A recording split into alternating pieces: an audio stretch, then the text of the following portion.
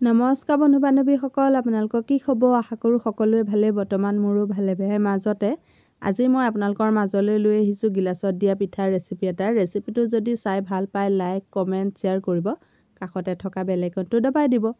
আৰু গিলাচত দিয়া পিঠা বনাবৰ কাৰণে কি কিনো সামগ্ৰী লাগে আহকচোন ভিডিঅ'টোৰ মাজলৈ যাওঁ। মই গিলাচত দিয়া পিঠা বনাবৰ কাৰণে প্ৰথমতে লৈছোঁ গাখীৰ মই সৰু গিলাচ এটাই 1.5 গিলাচ লৈছোঁ। আপোনালোকৰ জোখত কম বেছি কৰি ল'ব পাৰে, কমকৈ বনালে কমকৈ দিব, সৰহকৈ বনালে সৰহকৈ দিব। এতিয়া মোক লাগিব গুড় মই গিলাচ এটা 1 গিলাচ লৈ লৈছোঁ। লৈ মই এইখিনি এতিয়া ভালদৰে মিক্স কৰি ল'ম। আপোনালোকেও ভিডিঅ'টো চাই থাকক, তেতিয়াহে গম পাব। এতিয়া মই এইখিনি হাতেৰে ভালদৰে মিলাই লৈছোঁ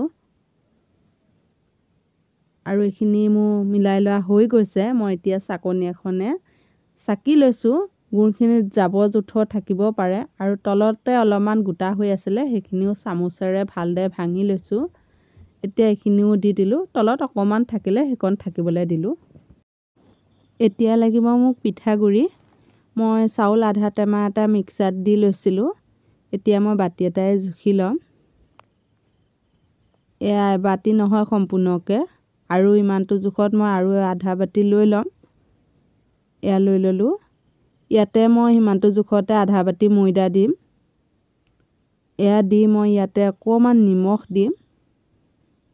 নিমখটো সোৱাদ অনুসৰি দিব লাগে, যদি খাই ভাল পায় তেতিয়াহে দিব, খাই বেয়া পালে নিদিলেও কোনো কথা নাই। ইয়াতে মই দিলোঁ নাৰিকল।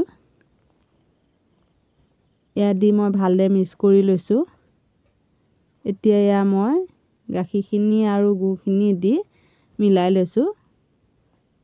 এয়া দুবাৰত মই জোখত দি দিছোঁ।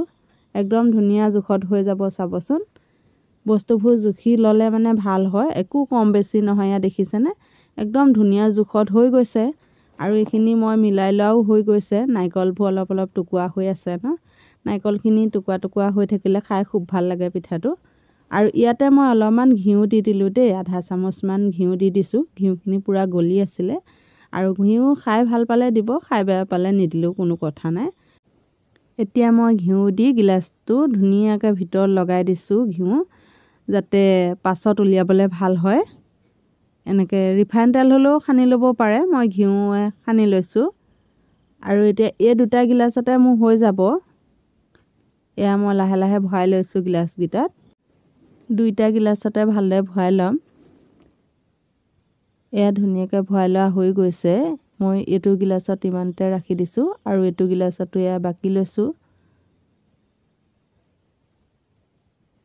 আৰু এফালে মোৰ বাকি লোৱা হৈ গৈছে। মই ইয়াতে এতিয়া অলপমান ঘিউ ওপৰত দি দিম। এয়া চাওকচোন। এই ঘিউখিনি দি দিয়াৰ পাছত মই যেতিয়া কুকাৰত বহাই দিম, কুকাৰটোত 1 গিলাচ আধা পানী দি দিছোঁ আৰু প্লেট এখন দি দিছোঁ। দি এতিয়া মই গিলাচ দুটা বহাই দিছোঁ।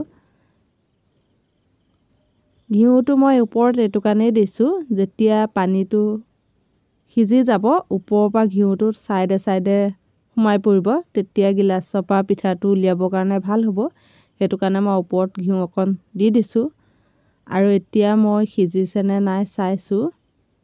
এয়া চাওকচোন, মাৰিডালত লাগি অহা নাই, মানে পিঠাটো সিজিছে। হ'লেও মই আৰু 5 মিনিটৰ কাৰণে ৰাখি দিছোঁ। আৰু এতিয়া মই 5 মিনিটৰ পাছত চাইছোঁ। এয়া চাওকচোন, পানী কিন্তু কুকাৰটোত এদাই হৈ গৈছে আৰু ধুনীয়াকৈ পিঠাকেইটাও সিজি গৈছে। মই এতিয়া লগে লগে উলিয়াই দিছোঁ এয়া গিলাচৰ পৰা।